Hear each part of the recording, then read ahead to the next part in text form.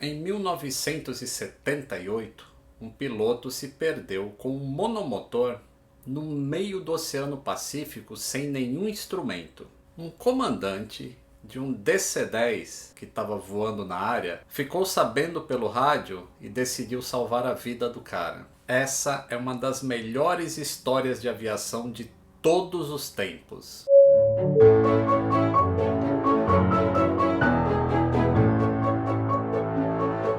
Saudações aeronáuticas.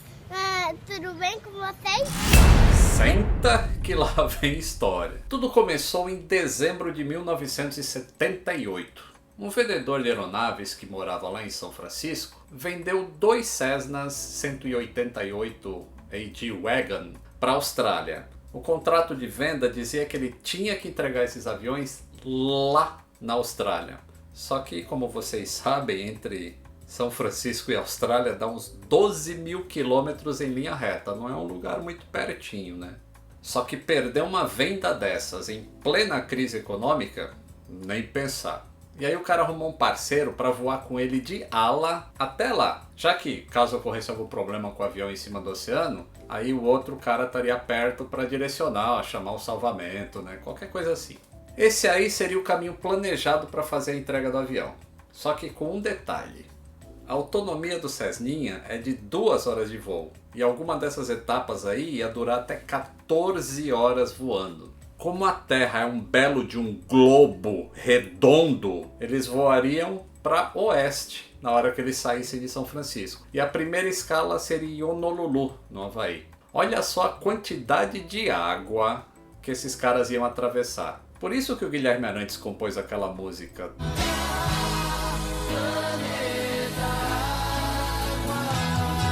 E o Chico Buarque tem aquela, né? Tanto mar, sei também quanto é preciso para navegar. E a navegação é o que faz essa história ser tão maravilhosa. Lá em 1978, o GPS para navegação aérea ainda estava engatinhando, ainda não se usava GPS. Para falar a verdade, só ia se tornar alguma coisa usável na aviação lá pela metade dos anos 90. Então como é que se navegava sobre os oceanos nessa época? Essa é uma pergunta que muitos de vocês já fizeram. A navegação era feita por um sextante. Se media a posição das estrelas ou do Sol. E dentro de um avião, como é que faz isso? Agora você já sabe para que serve aquelas janelinhas que tinham nas fuselagens dos primeiros 737. Era para usar um sextante. Daqui a pouco vocês vão entender mais um pouquinho disso. Mas vamos lá, esse Cessninha que é muito parecido com o Ipanema, que é um avião agrícola, né?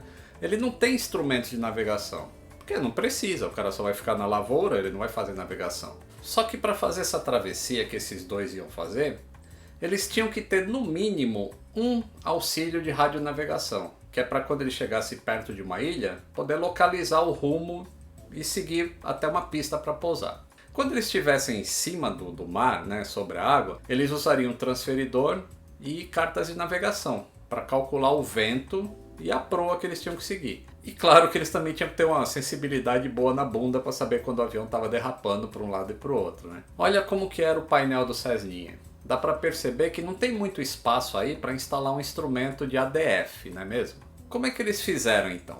Eles pegaram fita adesiva, isso mesmo, e colaram na parte de cima do painel. E talvez isso não tenha sido uma boa ideia. Já já vocês vão saber o que é ADF. A travessia dos 2 Cessninhas ocorreu sem problemas de São Francisco até Pago Pago, lá na Samoa Americana. Sempre voando em formação, um carinha do lado do outro, Jay e o ala dele. Só que no dia 21 de dezembro, logo na decolagem, o companheiro do Jay se acidentou. Ele não conseguiu decolar e o avião caiu na cabeceira. O Jay viu tudo do acidente, porque o cara estava na frente dele. Aí ele retornou para o aeroporto, pousou e até ajudou a resgatar o companheiro de dentro do avião. Não aconteceu nada com o cara. Só que ele estava desistindo de ir sozinho já para Norfolk, que era a última escala antes de chegar na Austrália. Mas aí o colega acabou conversando com ele e falou: pô, se a gente não levar o avião, a gente não vai ganhar nada, já gastamos uma grana para vir até aqui. E eles estavam muito mal de grana, os dois. E aí, no primeiro raio de sol do dia seguinte, o Jay decolou sozinho em direção à imensidão do Mar Azul. Isso dá até um nome de filme, né?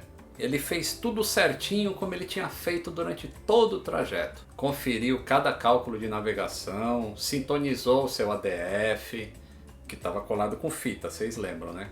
Ele sintonizou já para a frequência da ilha de Norfolk, do aeroporto. Porque mesmo que ele errasse um pouco nos cálculos, ou o vento tirasse muito o avião da rota, né, na hora de calcular no mapa, ainda assim ele teria...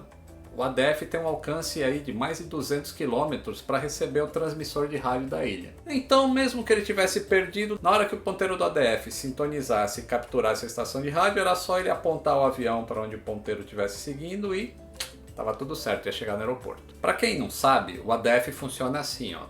Você seleciona uma frequência de rádio e aí tem um instrumento que tem um ponteiro no avião. Aí o ponteiro vai apontar para onde está a transmissora desse rádio. Por exemplo, se você está em Santos e sintoniza a Transamérica AM, tem que ser a AM, tá? O ponteiro do instrumento de ADF ele vai apontar para onde está a estação de rádio. Aí se você seguir nessa direção, vai ter uma hora que seu aviãozinho vai passar em cima da estação Transamérica. E agora vocês já sabem porque que antigamente as rádios falavam o seu prefixo. ZYD845, Rádio Globo, blá blá blá. Esse ZYD alguma coisa era o prefixo da estação de rádio que tinham nas cartas de navegação. ZYJ455. Voltando ao nosso amigo Jay que está voando sozinho lá em cima do oceano. 14 horas depois dele decolar lá de Pago Pago, o Jay recebeu lá no ADF os sinais da rádio vindo de Norfolk. E aí ele relaxou, porque o ponteiro estava apontando bem para frente, que era onde ele tinha calculado mais ou menos no mapa. E aí ele seguiu em linha reta. E aí pelos cálculos, ele achou que em 30 minutos ele ia estar passando em cima do aeroporto. Depois que passou 30 minutos, a ilha nem apareceu na frente dele. Aí ele coçou a cabeça, olhou para o ADF, o ADF continuava indicando para frente. E ele pensou... Eu acho que o vento de nariz está muito maior do que o que eu havia pensado. Aí ele continuou seguindo em frente, seguindo o ADF, né? E foi, chegou uma hora que o ponteiro começou a girar igual doido. E quando um ponteiro de ADF começa a girar assim, é porque você perdeu o sinal de sintonia da rádio que você estava sintonizado. O que o Jay fez? Pegou outras cartas e começou a sintonizar várias frequências que ele tinha nas cartas de alguma frequência de ADF, só que o ponteiro continuava girando. E aí foi que ele percebeu que o único instrumento de navegação que ele tinha falhado. Mano, nesse momento, nenhum alfinete passaria pelo local que vocês estão pensando, mesmo que batesse com a marreta. Jay estava perdido no meio do Oceano Pacífico sem ter nenhuma ideia de onde que estava Norfolk. Ele então pegou o rádio HF. Dá uma olhada no meu vídeo aí sobre o varal na cauda dos aviões que vocês vão entender o que é um rádio HF. Então ele pegou o rádio e mandou um Mayday para o controle de tráfego aéreo da região de Auckland. E ele informou a situação dele. Tô perdido. Ele tinha sido piloto da Marinha Americana e ele começou a fazer uma busca quadrada em cima do oceano. Ou seja, ele começava a voar, fazia uma curva, voava para cá, fazia uma curva, voava para cá, fazia outra curva, voava para cá. E ia aumentando esses quadrados até achar algum lugar que ele pudesse pousar antes que o combustível acabasse. Enquanto isso, em uma rota quase perpendicular a que o Cessna devia ter feito, um Douglas DC-10 da Air New Zealand, que estava sendo pilotado pelo Gordon Vetti, tinha decolado das Ilhas Fiji e estava a caminho de Auckland, na Nova Zelândia. E aí ele foi informado pelo controle de tráfego aéreo que tinha um avião perdido em algum lugar por ali. O Gordon, então, ele demonstrou assim o máximo de grandeza que existe num ser humano. E aí ele perguntou para a tripulação dele se a tripulação aceitava que ele ajudasse a encontrar o piloto perdido. Todo mundo da tripulação disse que ajudaria. E ele então perguntou para os 80 e poucos passageiros que ele estava levando se eles perdoariam o atraso do avião de chegar em Auckland se ele pudesse salvar um homem perdido ali na imensidão do Oceano Pacífico. Todos os passageiros disseram que sim. Como o DC-10 ele possuía 3 sistemas inerciais de navegação, então a todo momento ele sabia onde o avião dele estava por causa do sistema inercial. O que ele fez para encontrar o Cessna, ajudado por um passageiro Porque quando ele fez o anúncio para os passageiros, um passageiro também se identificou para ele como sendo navegador. Era o Malcolm Forsyth. E esse cara também, o que os dois fizeram juntos foi digno de um prêmio Nobel. Estão prontos para saber o que esses dois fizeram? Quando eles tentaram entrar em contato com o Jay, usando o rádio VHF, não HF, tá? O VHF, eles não tiveram resposta. O que significava então que o Cessna estava a pelo menos 200 milhas náuticas de distância do DC-10. Porque o rádio VHF é um rádio de baixo alcance. O que Gordon não sabia ainda era se o Cessna estava na frente dele ou se eles já tinham passado pelo Cessna. E então começa toda a beleza do conhecimento científico e do planeta ser um globo lindão e bonitão. Para descobrir onde é que o Cessna poderia estar, Gordon entrou em contato com Jay usando agora o rádio HF, que é aquele de longo alcance, e pediu para o Jay manobrar o avião dele e virar a ponta do nariz do Cessna em direção ao Sol. E informar o que a bússola indicava quando ele estivesse exatamente apontado para o Sol. Ao mesmo tempo ele pegou o DC-10 e apontou para o Sol. E aí o Jay falou, ó, minha bússola está indicando 274 graus. E aí o Gordon olhou a bússola do DC-10 e ela estava indicando 270. Isso então significava que o Cessna estava na frente deles, ou seja, ao sul da posição que eles estavam. E a mais de 200 milhas de distância, né? Porque o rádio HF não funcionava. Então eles já sabiam que estava para o sul e a mais de 200 milhas. Sabendo disso, agora eles tinham que descobrir se o Cessna estava mais para oeste ou para leste deles. E aí Gordon, ele pediu uma ideia sensacional. Ele criou um sextante na mão do cara. Ele falou assim, ó, Jay, aponta sua mão para o horizonte, assim, desse jeito, com a mão fechada assim, acho que dá para ver aí, né? Com a mão fechada assim. Aponta para o horizonte, coloca essa parte aqui na linha do horizonte e mede quantos dedos tem para a altura do Sol. Daí o Jay mediu 1, 2, 3, 4 dedos até chegar do horizonte até o Sol. Aí o Gordon pegou e fez a mesma coisa e mediu com a mão dele. E aí a altura do Gordon era de 2 dedos. Aí vejam só, como a altura do Sol era maior para o Cessna do que para o DC-10, isso significava então que o Cessna estava mais perto do Sol, por isso via o Sol mais alto. Logo, ele estava oeste do DC-10. Olha que sacada, mano. Como felizmente o Gordon não acreditava, ou melhor, ele sabia que a Terra não é o centro do universo, aí ele foi capaz de estimar que o Cessna estava a sudoeste da posição que eles estavam. Como cada dedo significava aproximadamente 2 graus na abóbada, e cada grau equivale a 60 milhas náuticas, então o Jay estaria aproximadamente 240 a 250 milhas de distância, em algum lugar sudoeste deles.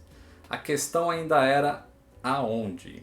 Foi então que Gordon e o Forsyth eles tiveram a grande ideia de usar o alcance da transmissão de rádio VHF para triangular a posição onde Jay estava perdido. É mais ou menos como os satélites de GPS funcionam na hora que você está usando o seu Waze. 3 satélites triangulam a sua posição e sabem onde você está, pelo menos 3, né? Como eles sabiam que o diâmetro de uma transmissão de VHF entre os dois era de aproximadamente 400 milhas náuticas, eles resolveram então apontar para sudoeste, que era onde tinham calculado que o Jay estava, e eles iam marcar no mapa um ponto na hora que eles conseguissem contato pelo rádio VHF. Só que para isso funcionar, eles tinham que pedir para o Jay ficar voando em círculo bem pequenininho, sem sair do lugar. E agora imagina, né? Você está perdido no meio do oceano, como é que você vai ficar voando em círculo sem ter a mínima chance de encontrar um lugar para pousar? Ou seja, tem que confiar muito, né?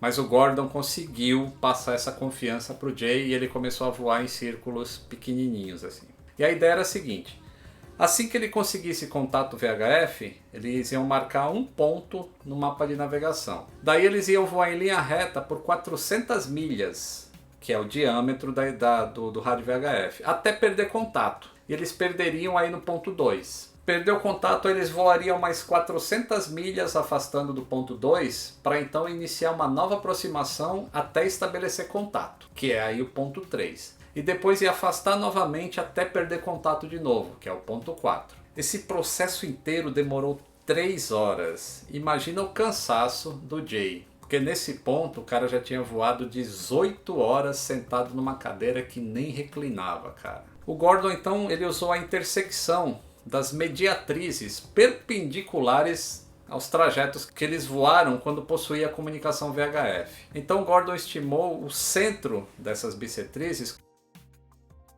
como sendo a localização do avião, do Cessninha. Tanto o DC-10 quanto o Cessna estavam consumindo combustível. Só que o DC-10 tinha decolado com combustível a mais de Fiji, por pura sorte. E o Gordon já tinha decidido que se precisasse ele ia alternar Norfolk, ele não ia para Oakland. Só para salvar a vida desse cara que estava perdido. E ao mesmo tempo, Jay, para economizar combustível, ele tinha empobrecido a mistura do combustível dele, que é você ajustar a mistura de combustível para ir o mínimo possível de gasolina. Vai mais ar do que gasolina. E aí você economiza muito. Então, uma vez que ele marcou o ponto provável de onde o Jay estava, Gordon apontou o DC-10 para lá e seguiu, na esperança de que o Cessninha conseguisse ver o contrail do avião dele, né? Aqueles rastros brancos que ficam atrás do avião. Só que não estava formando contrail, porque ele estava voando um pouco mais baixo e a temperatura lá na região não era baixa. É como aqui no Brasil, a gente vê pouco contrail, a gente só vê mais no inverno, no verão não vê muito. E aí eles chegaram ao ponto máximo do altruísmo. Eles falaram, vamos alijar um pouquinho de combustível. Quem não sabe o que é alijar, olha o meu vídeo aí de alijamento. E durante alguns minutos eles iam soltar combustível no céu para formar uma trilha, na esperança de que o Jay conseguisse enxergar essa trilha. Só que o Jay nunca viu, porque a parte de cima do cockpit do Cessninha era meio embaçado. Então ele não conseguiu olhar para cima e ele não viu a trilha do combustível. Se você acha que pode piorar, o sol estava começando a se pôr e em breve estaria tudo escuro em cima do oceano. O Jay já estava voando há mais de 20 horas em um assento sem nenhuma condição de se mover. Ele estava exausto, estava desistindo de continuar voando. E aí informou via rádio que ele ia pousar no oceano e esperar alguém encontrar ele. Só que o Gordon, ouvindo esse papo, ele sabia que se o cara pousasse na água, era o fim da vida dele, ninguém ia encontrar ele mais. Aí o Gordon partiu para o último passo dele. Ele aproveitou que o sol estava se pondo e ele se lembrou de que ele poderia determinar qual a diferença de longitude entre Norfolk e o Cessna, se os dois ajustassem os relógios e dissessem exatamente a hora que a parte de cima do sol encostasse no horizonte. Ele falou isso para o controle de Norfolk e falou para o Jay. Aí eles acertaram os relógios e aí ficaram esperando o sol se pôr. Na hora que o sol tocou a superfície do mar, o Jay informou exatamente a hora dele, que era 19h22. E Norfolk falou que era 19 horas. A diferença entre as duas observações do pôr do sol correspondia a 5,6 graus de longitude, porque 1 grau é igual a 4 minutos em tempo de relógio. Como se sabia as coordenadas de Norfolk? Então o Cessna foi estimado que estava a 291 milhas a leste da ilha. O Gordon então informou para o Jay, direcionou o Jay para voar para noroeste, até que ele avistasse a ilha. Ao mesmo tempo, um P-3 da Guarda Costeira da Nova Zelândia foi despachado para ajudar nas buscas. O Jay já estava voando há 20 horas e meia. E de repente, depois que ele direcionou o avião para o sentido que mandaram, ele começou a ver umas luzes. E aí ele ficou feliz pra caramba. Ele pensou, é a ilha. Mas não era. Era um navio petroleiro, cara. Olha só. Quando ele informou via rádio para o controle de Oakland, de Norfolk, que ele tinha avistado o navio, o controle deu um jeito de entrar em contato com o navio, que passou as coordenadas de onde o navio estava. Quando o Gordon recebeu as coordenadas, colocou no FMC do DC-10 e seguiu para o local e finalmente viu as luzes do Cessna piscando. Mais ou menos ao mesmo tempo, o P-3 que tinha decolado de Oakland também avistou o avião. Os passageiros do DC-10 que estavam há horas olhando pela janela o tempo todo para ver se avistava alguma coisa para informar o comandante, também ficaram eufóricos quando viram que o aviãozinho tinha sido encontrado. O Cessna então foi direcionado por Gordon para virar para a proa 294 e seguir que ele ia chegar em Norfolk. E aí o DC-10 do Gordon foi voando devagarzinho, acompanhando o avião do Jay. Jay finalmente avistou o aeroporto e pousou. Quando ele tocou no solo, ele já tinha voado 23 horas e 5 minutos dentro de um assento sem se mexer. E ele já estava perdido há 8 horas em cima do oceano. Dentro do tanque de gasolina não tinha mais nada, tinha só vapor. Ele tocou no solo e o combustível acabou. Se ele tivesse ficado mais alguns minutos voando, o motor tinha parado. Como o Gordon cumpriu a missão, encontrou o piloto, pediu para o FE dele confirmar que o combustível a bordo era suficiente para chegar até Oakland, desviou o DC-10, foi para Oakland e chegou no destino com mais de 4 horas de atraso. Nenhum passageiro reclamou. Na verdade, eles ainda estavam em êxtase, né? Porque eles salvaram a vida de um ser humano. Eu não disse que essa história era demais? Ela inclusive virou um filme chamado Mercy Mission. Só que tem alguns fatos errados nesse filme, eu nem vou pôr o link dele. Por exemplo, os caras gostam de dramatizar mais, né? O DC-10, por exemplo, no filme ele pousa em Norfolk, e aí o comandante se encontra com Jay, todo mundo se abraça. Mas isso não aconteceu na vida real, infelizmente. Depois desse feito, o comandante Gordon foi condecorado pela McDonnell Douglas, que é a fabricante do DC-10, em reconhecimento ao mais alto padrão de compaixão, julgamento e excelência aérea. É mais do que um as. Vale um joinha. Estão curtindo essa série de histórias da aviação? Então deixa aí nos comentários o que vocês acham. Explodam de joinhas o vídeo. E depois de ver uma história dessa, né, das pessoas, o que o cara fez para salvar uma vida, e a gente vê o que acontece aqui no Brasil às vezes, de se perderem várias vidas por nada, dá até uma dor no peito, né? Mas é isso aí, moçada. Deixa aí nos comentários o que vocês acharam e até o próximo vídeo.